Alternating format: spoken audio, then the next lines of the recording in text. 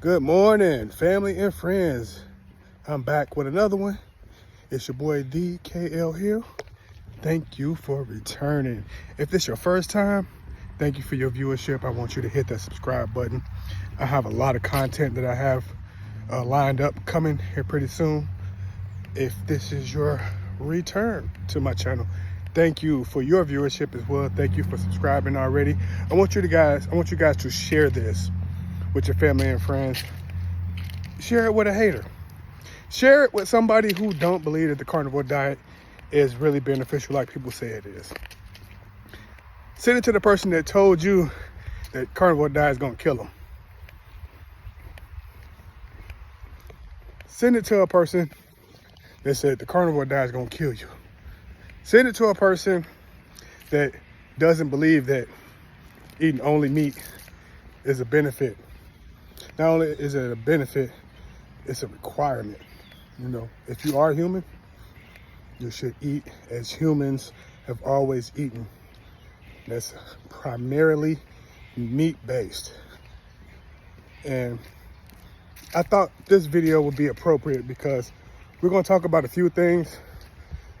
The main topic of this is going to be alcohol. I don't see a lot of carnivores talking about consuming alcohol and what the effects are of consuming alcohol while they're on a carnivore or keto diet.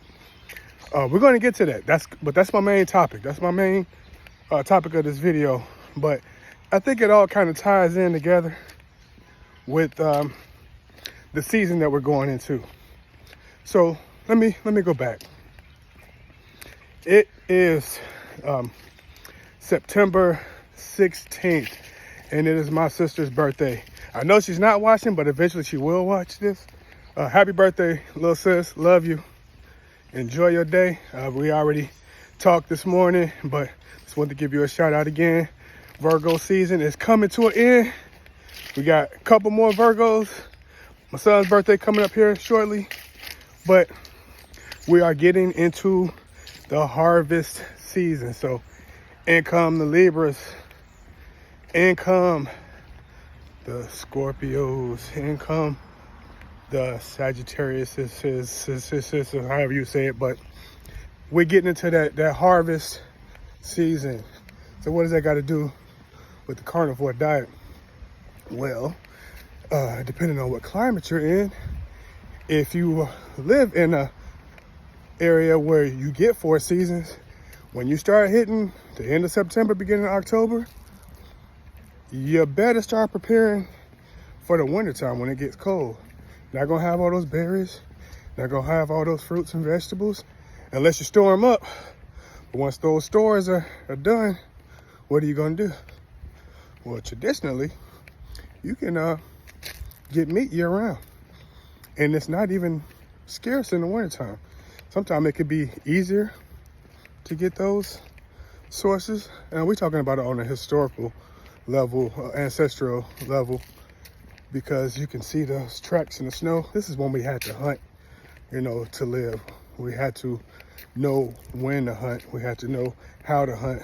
We had to know which meats were most beneficial. Like we needed to know what animals were most nutrient dense because it's wintertime. We gotta keep our bodies in optimum shape. A lot of diseases, a lot of illnesses happen in the wintertime. And to prevent that, you want to make sure you have the most nutrient dense food. So we started to prepare during this time of year. The little grains and vegetables that we could store up, we would. But our preparation was for the hunt. So why is this, how is this tied into alcohol consumption? It's tied in like this because once you get to the end of the summer, a lot of people start thinking, you know, well, the party's over for the year. It's time to get ready for the holidays. The days get a little bit shorter. The night gets a lot longer. The days get cooler. The nights colder. The atmosphere changes. It really does. there's a different feeling when you go into fall, and it can lead people into a depressive situation. I don't know if y'all heard that, but I don't know what it was. It tried to sneak up on me. Might have been a squirrel. I could be just tripping, but anyway, I digress. But like I said, people get into a depressive mood, and when you get depressed and you're already unhealthy, you're not at the most optimum level of health, it's easy to start to self-medicate. Whatever your medication of choice, I'll let you choose that. I think the most prevalent, the most dangerous in all communities across the board is alcohol. It's probably one of the most easily attainable drugs outside of sugar and caffeine that we consume on a regular basis, and we consume it to socialize. We use it to mask pain and hurt and sadness. We use it as a self-reset, because if you get intoxicated enough, you will definitely hit a reset button, because you will start to get holes in your memory. You'll start to get fat around your liver. You'll start to get fat around your thighs and your belly. You will also lose the desire to eat. You will gain a desire to drink more. It's a lot like sugar, even though it is a derivative from sugar. Sugar alcohols, they normally go together. Sugars and alcohols are both toxic to the human body, and we don't see this process because it's so normalized that we use sugar and alcohol, and we use them together as sugar alcohols as a way to mask the underlying problems and issues that come with sugar and alcohol. You'll use a product, they'll say this is keto friendly, and it'll tell you what your net carbs is. So it'll add in a little bit of fiber to offset the sugar alcohols that have been added to that product. So if it says there's 20 total carbs, it'll tell you you've got 10 grams of fiber, so you're only getting 10 net carbs, but you're still consuming sugar alcohol. Sugar and alcohol are competing factors for metabolizing or your metabolism. Your liver metabolizes alcohol and sugar, also metabolizes ketones. So you have to, or not you, but your liver has to prioritize, what are we going to get rid of first? So it's up to your liver to decide, but it's up to you to decide what to put in your body so your liver can do what it needs to do at its most optimum level. So what happens when a carnivore decides they want to take a drink of alcohol? Nothing much. You get drunk like you used to. There's no difference until you try to consume the exact same amount of alcohol you used to consume before you were a carnivore. What does that mean? Let's just say you were average, an average drinker, and you, on a regular basis, on a daily basis, you could consume, let's just say 5 drinks, 5 alcoholic drinks. I'm not talking about beer or wine. We're talking straight spirits. So if you were able to consume 5 drinks on a daily basis and not be sloppily drunk, you could potentially get yourself in a lot of trouble trying to consume those same 5 drinks after you're in ketosis. It's not because you don't have food in your stomach. It's actually because your body and your liver has been processing all these ketones and helping you break down that stored up fat and get that out of your body. And now you have less body fat and your body's starting to work at an optimum level. So it's pumping out ketones and it's pumping out fat. And then here comes this alcohol. So now your liver has to stop that entire process of breaking down fat, burning ketones, and now it has to deal with this alcohol. And depending on how long it's been since you consumed alcohol, that could be fun, because you're going to find that you're going to get drunk a lot faster. You're going to find out those same 5 drinks are a little bit heavier on your system. You're going to be a little drunker. This is just me speaking for myself. And I've noticed as well that you're more prone to blackouts. I hadn't had a drunken blackout episode since my early 20s. When I was, in my early 20s, I lived in Anchorage, Alaska, but that's another story for another time. But I was a kid. I was 20, 21, 22. So, every once in a while, I would just drink out. Hey, let me try that. Let me try that. Let me try that. Next thing I know, I'm waking up in the morning, not knowing where the hell I am or how I got there. And that's what I would consider a blackout. You have one flash of a memory and it completely shuts off after that. Then you wake up in another area that looks completely foreign to you and you don't know how you got there. I hadn't did that since my early 20s. Since I've been dabbling in carnivore and keto, I've noticed that even with less alcohol, not me even drinking heavily, that has happened 3 times in the past maybe 3 years.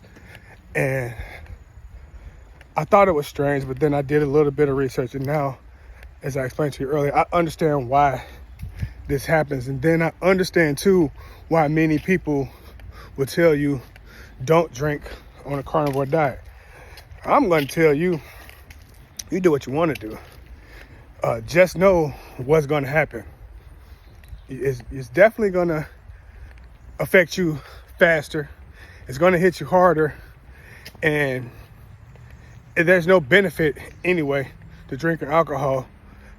But one benefit of being on the carnivore diet, I noticed as well, is even though you might black out, you won't wake up with a hangover. So you got that. Does that outweigh the risk of drinking alcohol? I don't think so. I think, every day I wake up without a hangover by not drinking alcohol, that's the benefit. It's not, hey, if I drink and I go hard and I black out, I won't have a hangover. No, I'm not gonna say that. Man, it's a beautiful day. It's as you kind of heard as I was walking through that bike path, that part of the bike path, getting kind of crunchy over there. It's fall is coming. Fall is coming. I know the first day of fall is this weekend.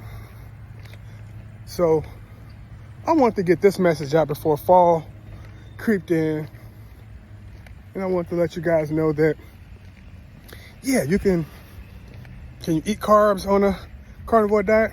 Yeah, sure. You're gonna notice a crazy jump cut right here because my memory filled up and I had to walk and delete videos and free up some memory. But I think I was at I should have looked at the video, but I think I was talking about can you eat carbs on a carnivore diet? Yeah, you can if you want to. Can you drink alcohol? sure, again, it's your choice. You do that if you want to. But why would you do that? It's not going to give you any benefit. If you want to hit that fast forward button so you can kind of forget about your problems, absolutely. Eat more carbs, drink more alcohol, drink less water, do less exercise, stay indoors. Don't go out and see even busy streets. Like, it's a busy street, but it's still gorgeous out here. It's like, why wouldn't I want to be outside? Why would I want to stay cooped up in the house? I don't care what's going on with the weather. It's a way that we can protect ourselves from the weather. I want to be out here in it. So the main thing to take away from this is make the correct decisions. Your body's going to definitely thank you. And there's no benefit to alcohol. There's no benefit to alcohol. There's no benefit to sugar and carbs. And that's a quick way to destruction. This lady could have turned 2 minutes ago. She's been just sitting here. I'm sorry. Not today. Not today. Anyway. Alcohol. If you struggle with alcohol, seek out some help. Seek out an expert. Seek out a doctor who specializes in that. I know how hard the alcohol is to get off of, and I'm not going to start preaching like I've ever been an alcoholic. I got into an alcoholic mood about 2 years ago that lasted for about a year, a little bit over a year. I ended up losing my dad about 2 years ago, a little over 2 years ago. And after he passed away, I got depressed. I got really depressed. He was a big part of my life, my family's life.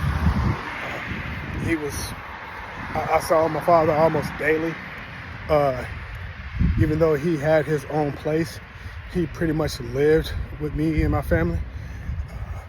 He was free to come and go as he wanted to because he's a grown man and he did have his own place, but he chose to stay very close with me and my family. And when we lost him, it was a depressing time, because I'd never had to plan a funeral before, and I damn sure had to plan his, and that wasn't easy. That was a memory that I wouldn't wish upon anybody, even though we're probably all going to have to do that at some point in time. But it got me to a dark place from everything that went along with his passing and prior to him passing. So I did get into an alcoholic mood where I would grab me a bottle of vodka. And I'm not talking about a half a pint or a pint. Sometimes I would drink a fifth of vodka or more a day and hit that fast forward button. And so I wouldn't feel that pain. And I had to shut out my wife. I had to shut out my kids. I had to shut out a lot of people around me. I shut out my health. And that not only came at a detriment, but it put me back so far. It pushed me back so far because right before he passed, I had reached an all-time low in my health, in my weight, I should say. I got down to 212 pounds while he was dealing with cancer. And after I lost him, I lost myself.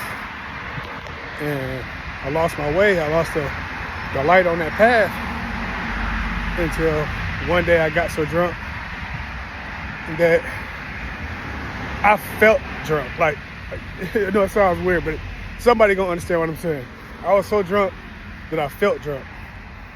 And that day prompted me to take a picture of myself and see how drunk I was And the first thing I noticed about how drunk I was how fat I was. That was the first thing I noticed. It was like, yeah, you look drunk, but holy hell, boy, you fat. Fat and drunk don't look good on you. So that was the day that kind of sparked something in me. I started to reflect back on just life, from childhood, my adolescence, through early adulthood, through the present time at that time, where I was entering my 40s, which is midlife. For a lot of people, some people, this is end of life. And that picture, as I looked at it, reminded me that, is this your midlife or is this the end of your life? It's time for you to make a decision. So I made that decision, and it took me a little bit of time to decide, hey, this is my approach. This is how I'm going to do it this time. And this is how I'm going to keep myself accountable. And this is what my results are going to be. And this is going to be my new future. This is going to be the reintroduction to my family of the man they know and they love. I'm just going to look a little different. Hopefully a lot happier, a lot healthier, a lot wiser, stronger, because I survived something that I didn't think I would be able to. I've overcome some things that I never thought possible, and I've excelled in a way that I never even knew that I could. It's been an experience. Carnivore, keto, just health and wellness. It's been a hell of an experience, and I wouldn't change it. I've learned a lot. I've learned how to succeed. I've learned how to learn from failing. And it has all helped me become the healthy individual you see right here. So I'll give you another benefit. I'll give you another, not a benefit, I'll give you another tip. That tip is, if you're trying to stop drinking and you're not at that point where you have to have a drink, you're going to have to replace that alcohol with something. You're going to have to do it. It's a surefire way to start developing a new habit. So for about 30 days, you're going to have to find something to replace that alcohol. Because the alcohol is very ritualistic, even for alcoholics. Socially, we know the rituals. You toast at midnight on New Year's. You toast the retiree. We toast the birthday boy or girl. We pop open the beer at kickoff.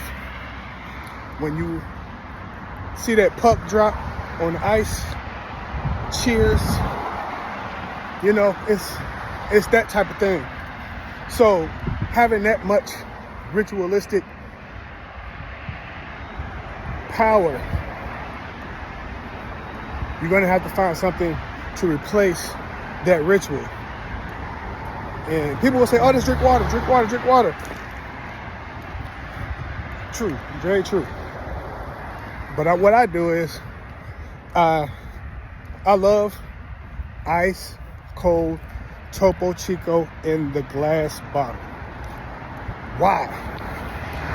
When you see the bottle, especially the regular mineral water, it's a beautiful bottle for just mineral water.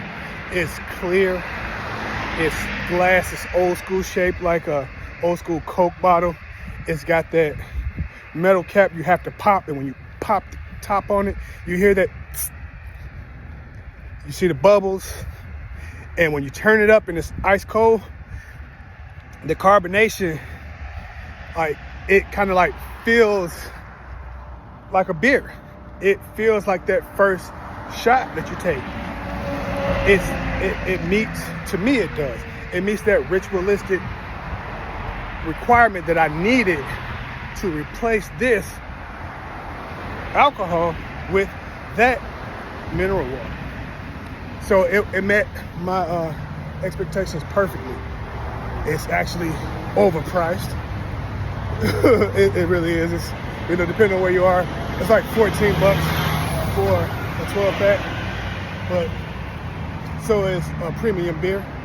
You know, premium experience is gonna cost you a little bit.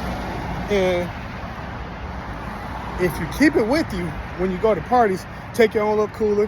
When people see a cooler, they think, hey, he came to party. You take that cooler with you, you put your ice in there, you throw your 12-pack of Topo Chicos in there, you can get you six of those regular, you get you 6 of those with a twist of lime. Hell, get fancy. Get you 6 of them, twisted grapefruit. Take 18 with you. And people don't know the difference, especially if they don't drink them. So you can still be a part of that social network without having to socialize like they socialize. You could be there for the conversation, you could be there for the support, you could be there for the love. Just don't go there for the alcohol. Go there with a purpose of helping, healing, and being a part of something greater. So that's my final tip for this video. I hope it reaches somebody who needed to hear it, because I'm not doing this just for likes or views. I'm trying to reach people in my family. I'm trying to reach people in my social network. I'm trying to reach people in my neighborhood. Eventually, the message will reach the world. I might not be able to break through to reach the world, but I want to reach who I can reach while I can reach them, because I love my family, I love my friends, I love my social network, and I want to see everybody thrive. I want to see everybody live and not just survive. I want to see people thriving, not just living. I want you out here doing something with a purpose. Now, normally when I go on my walks, it's normally 4 miles. That 4 miles got kind of repetitive, got kind of easy. So I amped it up, ramped it up, stepped it up a little bit, and I increased it to 5 miles a day. And I'm almost at that 2.5 mile mark where I turn around and head back home. But I want to say thank you guys for joining me. And if you made it this far, please hit that thumbs up button. Leave me a comment, let me know I made it to the end. But the end is not the end, it's just the beginning. Leave that comment. Let me know that you're watching the content. Let me know that you understand what I'm saying. Let me know that this resonates with you. Let me know that you're going to share this with your family and friends. Let me know what I'm doing is helping. Let me know what I'm doing is hurting. Let me know if you think what I'm saying is cap. Let me know if you think what I'm saying is true. Let me know if you have any questions. Thank you guys. Until next time, it's been your boy DKL Hill.